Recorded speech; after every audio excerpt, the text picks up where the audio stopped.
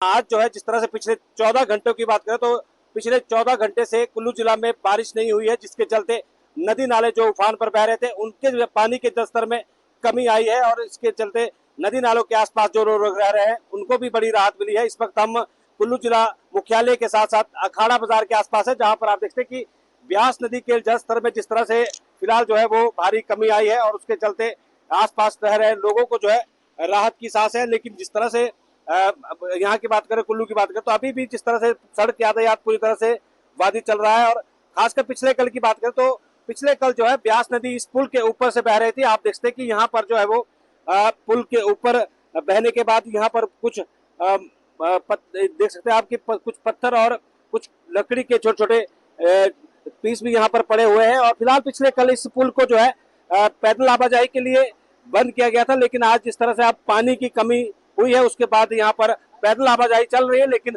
वाहनों की आवाजाही के लिए अभी भी जो है फिलहाल कहीं ना कहीं ये रास्ता फिलहाल बंद है, क्योंकि जिस तरह से यहाँ की बात करें तो आप देखते हैं कि ये जिस तरह से कुल्लू जिले की बात करें तो पिछले कल के जो हालात थे उसके चलते जगह जगह पर भारी तबाही हुई है। खासकर कुल्लू जिले की बात करें तो मनाली से लेकर और तक जगह जगह पर ब्यास नदी के दोनों किनारों पर कई मकान बह गए हैं और इसके साथ साथ बिजली जो पेयजल और सिंचाई योजना है वो भी प्रभावित हुई है और बड़े स्तर पर यहाँ पर नुकसान हुआ है।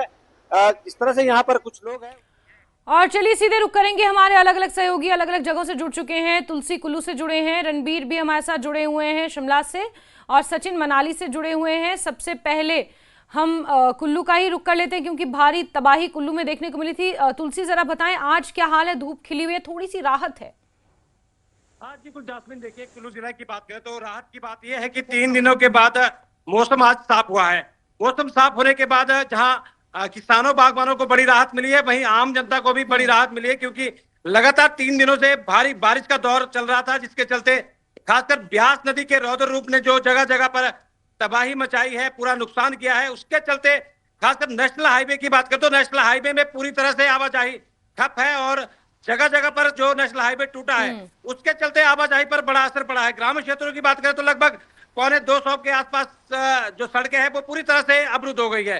बिजली पानी की सप्लाई जो है वो पिछले 3 दिनों से लगातार कई क्षेत्र कुल्लू जिला के ऐसे हैं जहां पर बिल्कुल भी जो बिजली है वो बिल्कुल पूरी तरह से ठप हो गई है। और पेयजल सप्लाई की बात करें तो कुल्लू शहर में ही पेयजल सप्लाई के लिए लोगों को भारी दिक्कतों का सामना करना पड़ रहा है। लोग जो है वो हैंड पंपों से 1 से 2 किलोमीटर दूर जाकर पानी भर रहे हैं। तो इस पूरे आपदा की बात करें जो 3 दिनों में ये आपदा आई है, उसके चलते मैं फिलहाल इस वक्त रामशिला के पास हूं, जहां पर पिछले कल की बात करें तो पिछले कल जो है लगभग दोपहर बाद यहाँ से 3 मकान जो है ये रामशिला हनुमान मंदिर के समीप है, जहां पर ब्यास नदी के भारी सैलाब में यहाँ पर ये 3 मकान बह गए थे। लेकिन एक मकान अभी भी आप देखते हैं कि उसको भी यहाँ पर नुकसान होने हुआ है। हालांकि मकान खड़ा है लेकिन उसकी नींव के आसपास जो है पूरी तरह से यहाँ पर जो है वो टूट गया है। तो कहीं ना कहीं ये घर भी असुरक्षित है, क्योंकि इस पूरे इलाके की बात करें तो इसके आगे जो है वो अखाड़ा बाजार का एरिया पड़ता है। जिस तरह से यहाँ के स्थानीय लोगों का यही कहना है कि यहाँ पर जो है वो ठीक है तुलसी, यानी ब्यास नदी का जलस्तर थोड़ा घटा है लेकिन कुछ कुछ जगहों पर अभी भी खतरा है।